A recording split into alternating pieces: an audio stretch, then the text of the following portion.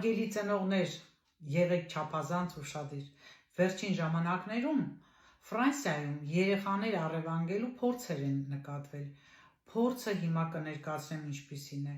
Չնայած Ֆրանսիայում մինչև 12 տարեկան երեխաները իրավունք չունեն մենակ մնալ տանը անգամ փողոցում, ուր թե մնաց դպրոցից հետո մենակ գնան տուն, այնուամենայնիվ գտնվել են նման երեխաներ և արդեն նրանք իրենց չար գործը փորձել են հեռախոսի միջոցով կատարել։ Նամակներ են ուղարկում երեխաներին, թե իբր ծնողդ է, քեզ Uber տաքսի եմ ուղարկում քո հետևից և նա քեզ կբերի ենթադրենք այսինչ տեղը կամ տուն ինչ-որ մի տեղ։ Երեխաներն էլ նստել են։ Լավ է, բարեբախտաբար չեն առևանգել,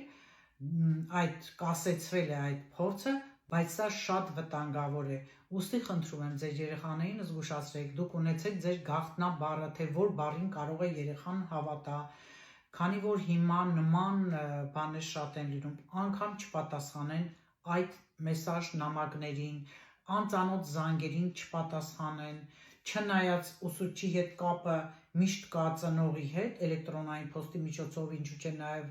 դասերից հետո զանգում, ամեն դեպքում այսքան ուշադրությունից հետո վրիպումներ տեղի են ունեցել, ուրեմն աչալուրջ եղեք և անպայման տեղյակ պահեք ձեր երեխաներին այս վտանգի մասին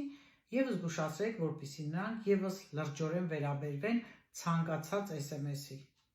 Էլ չեմ ասում, որ սոցիալական ցանցերից հեռու պահեք, շատ նամակներ են նրանք ստանում և որն է շատ վտանգավոր կարող է լինել երեխայի համար։